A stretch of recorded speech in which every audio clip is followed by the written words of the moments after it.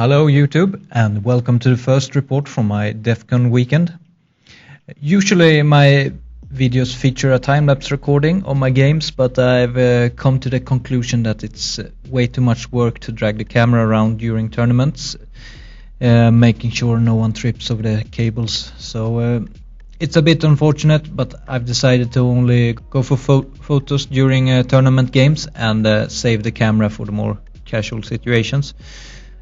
For those that didn't watch my presentation video, the DEF CON event was a 3-day two tournament event. The first tournament was 2,500 points and the games were over rather quickly, so this video will feature all 3 games from that tournament. I played Warriors of the Dark Gods, and for the first game I was paired against Tommy, who also played Warriors. The list looked like this, and feel free to pause if I'm going too fast. We played the diagonal and hold the ground. The deploy looked like this. On his side from the left of the picture is a chariot, a fallen beast, another chariot, halberd warriors, warhounds, warriors with a sorcerer, and lastly the dragon ogres. On my side we have the dragon, the 2 warrior blocks, the chariot, and then the crushers to the right. His sorcerer had the insect swarm spell, the one that gives +1 strength for toughness, and the frenzy spell, and something more I can't remember. I was a bit scared of his centaurs, who posed a threat to my dragon, but other than that I felt rather safe to take at least a small win. This picture you see how it looks after his first turn and after my move. On my left he moves the chariot and the beast up, while the rest of his stuff has formed a crescent waiting for me to get close. Only his dogs have moved up, probably hoping I would fail frenzy with my crushers. I didn't, so I put the chariot in them instead. I moved the warriors to protect the left flank, while the crushers and the other warrior unit awaits to see what he does about my chariot. There's no surprises in combat, the dogs die. In his turn 2 he has tried to charge my chariot with both his chariot and the centaurs. Both of them fail, even though I at least think the centaurs had a 9-inch charge. On the left the other chariot failed a long charge, while the beast runs like a maniac almost all the way to the warriors. For magic he got the toughness buff off on his chariot, that is next to the impossible terrain. For my turn then, I've charged both his chariot and his beast and made it with both warrior and chariot. In combat the beast die easily, but with the toughness 6 and pestilence on his chariot I can't wound it. He fails to wound me too, so I actually win on the charge and he breaks and I run him down. He then in turn charged my chariot with the halberd warriors, but failed to catch it as I decide to flee. His remaining chariot also fails a charge. His magic hasn't done more than fail to wound with the insects in this turn, I think at least. In my turn 3 I try a 9-inch charge on his chariot with the warriors, but fail. It would have been nice, but I don't mind that much, since I think the warriors can take a charge. My chariot has rallied and I move the dragon to threaten his sorcerer bunker. In this picture we are at the end of his turn 5 and things have taken a big turn for the worse, I should say. His chariot has broken my warriors on the left, while his dragon centaurs made a charge on the other warriors and crushed them. His halberd warriors killed the chariot and then fled a charge from the crushers, and in the end rallied on the safe side of the impossible piece. My lord has killed a champion, but then couldn't put more than 2 wounds on the sorcerer in the ensuing combat.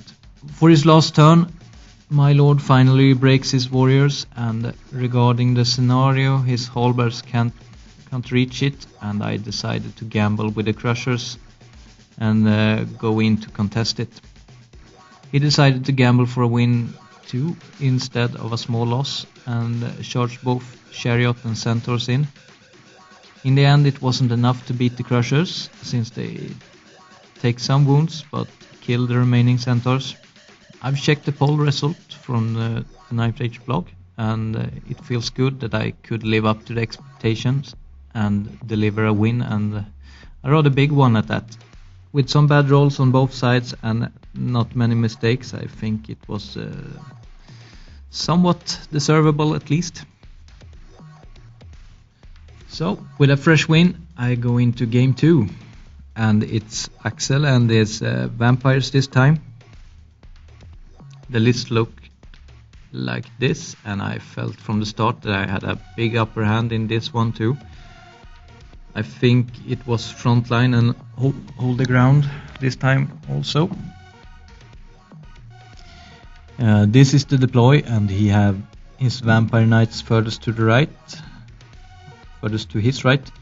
Then the ghasts, wraiths, ghouls with general, and then the necromancer and the skeleton bunker. On my side I have some warriors to the left, the crushers, chariot, dragon, and on my right the last remaining warriors. At this point my only worry is that his wraiths could cause some damage if he managed to deal with the crushers. Other than that, I feel that I should be able to get rid of his right flank rather easy, while the warriors probably has to take a beating on the left. I get first turn, and I just move forward a bit and shoot down 2 wraiths, and that's it. In his turn he moves everything towards my lines. He also get the movement spell off on the wraiths, raising back their wounds and positions out of sight from my dragon. My turn, and I charge with everything.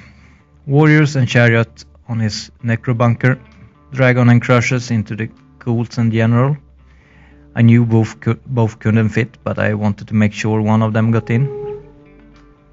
Warriors on the left also charge, but they have a rather long one, so they fail. Crushers fail since they can't fit, but everything else get in. So, jumping to this picture, we're at the end of his turn 3. First off, the Dragon Lord killed every ghoul there was, but left the vampire unscathed. The warriors and the chariot killed most of the skeletons, and when this picture was taken, he had just moved his wraiths through my dragon, doing no less than 7 sweeping wounds out of 10 with a 5+, killing the dragon outright. I was a bit skeptic to if this move was legal or not, since the Dragon Lord was in combat, but he insisted, so I took his word for it. At the time I thought it a rather epic move, sad for me, but epic nonetheless. Next day he had realized it was an illegal move and apologized, so not so epic anymore, but it was kind of a casual tournament, so I can live with it. Other than that, his knights and ghasts broke my warriors on the left, but I got away. On the right, the necromancer and the skeletons die, and he gets the move spell off on his vampire, moving it away from the line of sight from the crushers. At that point I don't think he thought about that I would pivot after killing his skeletons, so in my turn I charged chariot into the vampire. The crushers and warriors take the wraiths, and the warriors on the left rally. In combat both general and wraiths die rather easy. In his turn he kills the warriors, and we decide that I won't be able to catch his vampire knights. The gas will crumble, and he does not want to fight anymore, so we end it after less than an hour of play. That gave me 15 battle points, and I'm on 3rd place for the next round. Last game of the 2500 points tournament got me the organizer Sebastian. The list looked like this, and I must say I up till turn 1 underestimated the matchup, where his Caimans actually pose a big problem for me with a great weapon warriors and all. It was frontline deploy again, and it was breakthrough for scenario. For deploy he had Braves, Spearbacks and the BSB on his right. In the middle his block and the general on the left. On my side I had Crushers far to the left, then Chariot, the two warrior blocks with the dragon behind. My plan was to sweep the left and try to get the Caimans from a flank or a rear. First turn and he mostly just moves around a bit and doesn't do much else. My turn and I move up on the left and stay a bit more conservative in the middle. Shoot and kill some Saurian warriors, I think. Turn 2, his BSB fails his stupidity and runs into the wall of the house. Other than that, he just backs the Spearbacks and his shoot, but fail mostly. Not realizing that his stupid character can wheel past the house and charge, I moved the Chariot a bit too far up. With that move I also put the Crushers in a rather awkward position, since they will be left to be frenzy baited. It is not the only mistake I do this turn, since I also give his stupid character a warrior flank. The dragon moves up to challenge his general. In his turn he points out my mistakes by first charging my Chariot with a not stupid anymore character, and I decide to flee and that way hopefully at least keep the skinks from getting the scenario. He redirects into the flank of my warriors, and my conclusion is that I have a better chance if I stay, so that's my choice there. His Spearbacks move up and shoot the Crusher down, while the Caimans positions to take on the Crusher's potential overrun. In combat his character kills some warriors and win. I don't get through his saves, but at least I stick and able to reform. Come to think of it, I might have mixed his characters up, and this one might actually be the general and not the BSB. It was a bit hard since he didn't have a flag on either one. On my turn I think I failed frenzy on the Crushers, which didn't give me any choice but to charge the Spearback. I had positioned my warriors so badly that I couldn't get around the house, so I move up hoping the Crushers survive against all odds. I had a decent charge on the Saurian warriors with the dragon, but failed. In combat his Spearbacks do 3 wounds before dying, so it looks even worse for the Crushers as they now overrun into the Caimans. His general break my steadfast warriors and pursues into the flank of the dragon, but at least the warriors get away. The Chariot has not rallied by the way, and have taken some dangerous terrain wounds. This picture is from the end of my turn 4, and as you see his Caimans have taken a real beating, but the Crushers are dead, and I've positioned the warriors against the wall to even out the odds against the Caimans. The Dragon Lord have both broken, got away and rallied again. It's taken some wounds for his trouble and only done 1 to his general. Despite breaths and whatnot, the Chariot too has finally rallied. He charged the Dragon Lord again, but the Caimans just go up and claim the other side of the wall, while the remaining character positions for a flank charge. His general do some wounds to the Dragon Lord, which in turn fail to wound back, so I lose again, but this time I don't break. So for my turn I stay put with the warriors clinging to the wall. In combat my lord actually killed his general, which I hadn't counted on the way my dice were going. It seems that I counted the turns wrong too somewhere. At least I hope so. If not, we played too many turns, but well, that also means that I hope this is his turn 5, where he charged into the warriors. He rather easily beat them and ran them down with the Caimans. my turn 5 and I charge the chariot into his skinks, taking 2 dangerous terrain wounds for the trouble. I make the dumb choice not to charge his caimans with the dragon, and thereby having a chance of stopping him from the objective, and instead I went for the Saurian warriors. I beat the warriors, but they stick. The chariot round down the skinks eventually. His last turn, and he charged his remaining character into the dragon, and the Cayman's claimed the breakthrough. His damn character get a wound in, and the dragon breaks from combat once again, taking 2 dangerous terrain wounds from the forest.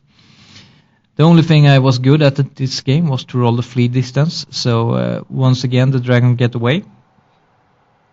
My last turn, the dragon rally with 1 wound left. I don't know what happened to those fleeing warriors on the right, come to think about it, but I guess they died. But on the other hand, the points in the end said 15-5, including the objectives, so they must have survived somehow. Skinks died at least, and I do apologize for my bad memory. It's a bit harder with just pictures, I must say. After all, I ended up in 5th place out of 14 players, so not that bad. It feels a bit bad that I lost a whole bunch of BPs to someone else's mistakes in game 2, since it had been really nice to actually play at the top table for the last game. On the other hand, though, I still had the chance to win if I had beaten Sebastian in the last game, and even though I should have played against another player if things were done right, I don't think I deserve a better placing after the many screw-ups in the last game anyway.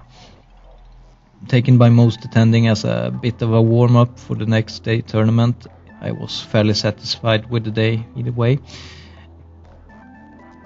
Next up, game 1 of the 4,500 points tournament, so see you then.